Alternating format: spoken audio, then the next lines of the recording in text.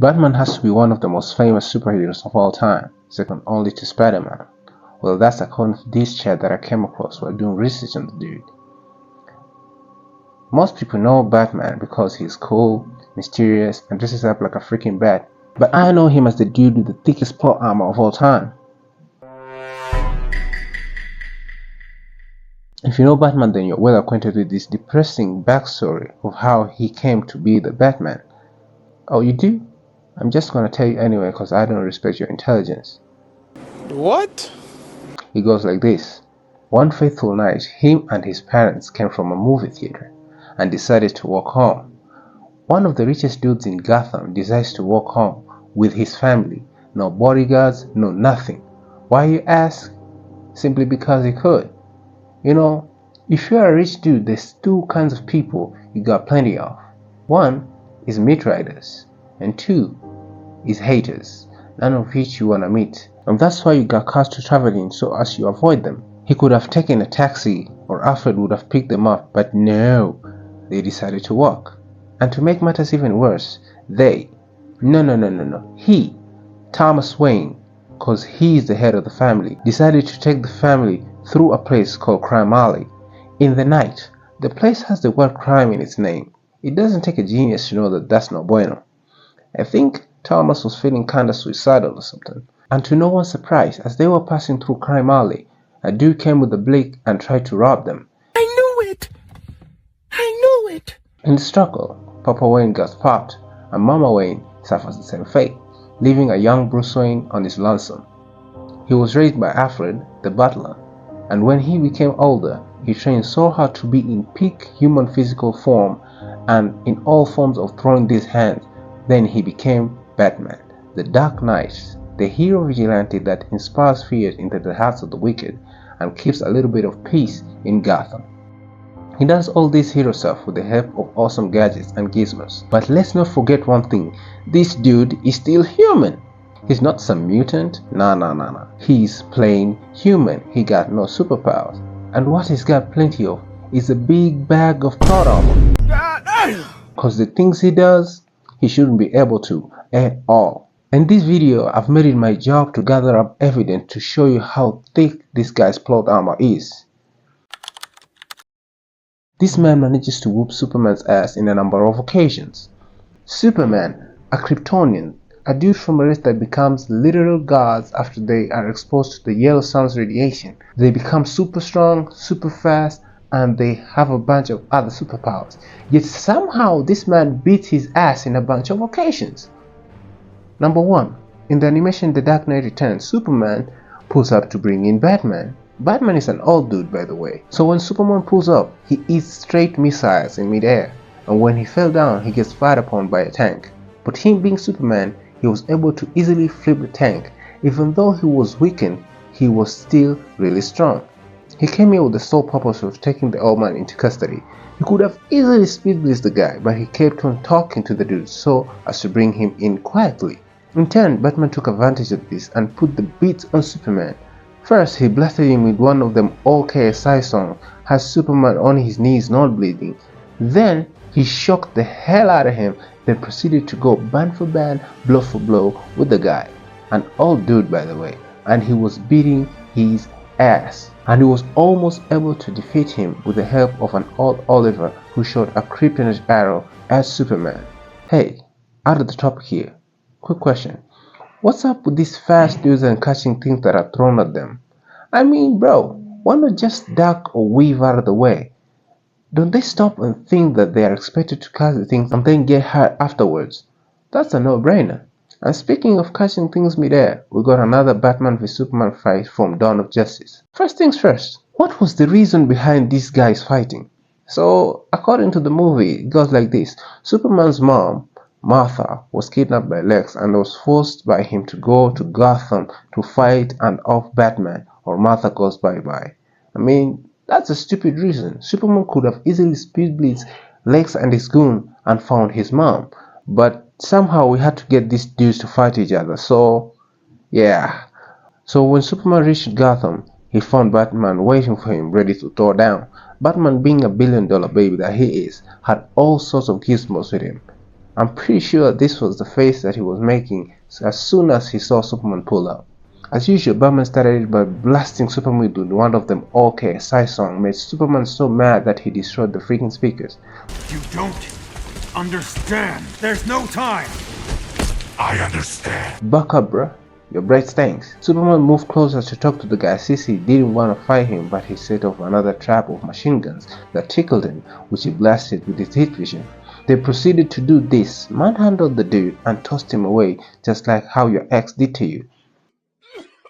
Then Superman threw him through a building and tossed him on his bat signal and proceeded to tell him this. If I wanted it, you'd be dead already. Which is completely true, no argument. He could have easily not if Batman. One punch is all it takes. He got tossed away not once or twice, but 3 times, and like it was nothing. That right there should have made any man reconsider squabbling with Superman. But he didn't consider backing down because he knew that his plot armor was still as thick as an armadillo's hide. Batman threw a lead smoke grenade knowing that Superman would see through it, did a disappearing act, and then reappeared with a freaking grenade launcher and shot a grenade in Superman's face, which he caught and proceeded to be sprayed by Zaza smoke, had him tweaking like he just saw my bank account balance, straight zeros. Big fella! Batman then proceeded to tell him this. Breathe in. That's weed. On God, I knew Superman wasn't built like that. From here on out, Superman got his ass pounded, caught mean hooks, headbutts, he got golassoed. Batman had the upper hand, but when Blood's power came back, Blood was out here pulling out the Chris Pratt move from Jurassic World. Superman threw the brother through a building and proceeded to throw him through several walls. This brother Superman had no hand, he just uses brute strength, no technique, no flamboyance, no nothing. Batman then hit him with another round of Zaza, and this time he got to work. He beat his ass, broke his back, and threw him off a building. Proceeded to swing him around through several concrete pillars and almost killed him with a kryptonite spear, if it weren't for this Martha bullshit. Why did you say that name? It's his mother's name. God, bro. Oh, hell no, man. What the fuck, man? Get your ass on. You see, me, I'm a really big fan of this movie. I really am. But this scene, I just can't take it seriously, man. And her, how did she know where to find them? How did she know their exact location? Does he have super hearing or something? Or maybe X-ray vision? Somebody please explain. Do Kryptonians share some of their abilities when they do it with someone? Cause that would make a lot of sense. She did the same thing in Man of Steel. I know this is in relation to Batman in any way, shape, or form, but I just gotta put it out there. Man, this scene in Man of Steel will always be peak. The music, the feat, the aura, man, you just can't make this stuff up. And then there's a situation like in Red Sun where a Russian Batman beat the living shit out of Superman. And also in Batman Hush where Batman was going bat for bat with a mind-controlled Superman who was previously dog-walking him plus Green Lantern in Justice League War. Or in Batman Ninja where Batman beat the freaking Japanese sleepers off of Superman's feet. Surviving re-entry into the Earth atmosphere with no parachute, no nothing. What? Surviving re-entry into the Earth atmosphere with no parachute, no nothing. What? Surviving re-entry into the Earth atmosphere with no parachute, no nothing. Yup, Batman just fell all the way from space to the ground, and to make it even more of bullshit, Batman landed and was ready to go as if nothing had happened. How? Hold on, bro. How? Bro, you should be dead. The impact he made created a crater. You should have been mashed up like a potato. Hell, he should have been dead way before he hit the ground. Because, and let me sense this up, and let's say Batman's suit is made of the toughest heat-resistant material. Number 1, heat-resistant is not the main problem. Even if a person is wrapped up in the best non-heat-resistant material, the human body inside still can't survive the other lethal forces. Unlike spaceships that survive re-entry because they gradually slow down and have controlled aerodynamics, a human falling headfirst is not a stable heat shield shaped object.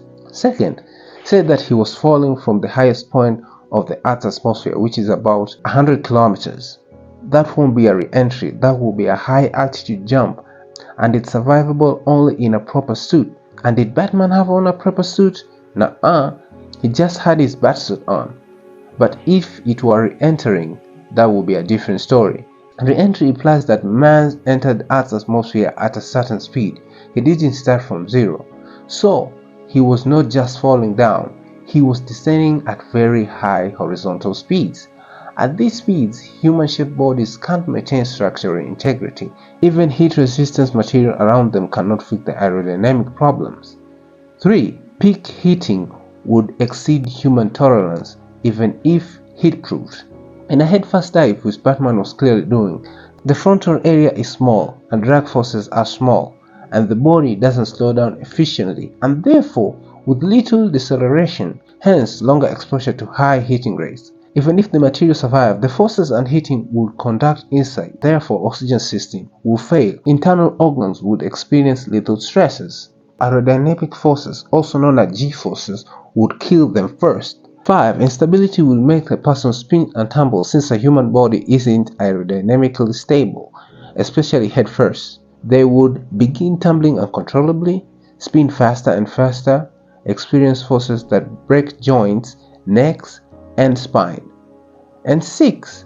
The suit would also boil the human inside.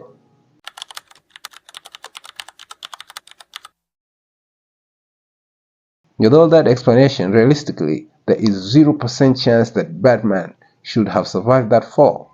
That should have been a fatality. But the brother survived just because he is Batman. And to think that's bad, it gets worse. The plot armor gets thicker and thicker. You know Darkseid, right? He's like the biggest bat in the DC universe. He's big, he's strong, he's tough, but most of all, he's got Omega Beams. Omega Beams are kind of like heat vision, but like homing missiles. They lock onto you once fired, and you can't dodge them at all. Well, that's what I thought until this human did the unspeakable and dodged them. You just can't make this stuff up, bruh. Where beings like Superman who can react at light speeds get tagged by the beams, while the Flash who has outrun light has been forced to run at full power to dodge them. This brother Batman just does it because he can. And in some instances we are told that the Omega beams strike across dimensions, some versions strike across time, and even follow people through portals. So the fact that Batman was able to dodge the beams is beyond reasoning. And staying on the topic of Darkseid, in Batman the Brave and the Bold is where it gets even crazier, with all the Justice League members put out of commission by none other than Darkseid. Batman did this.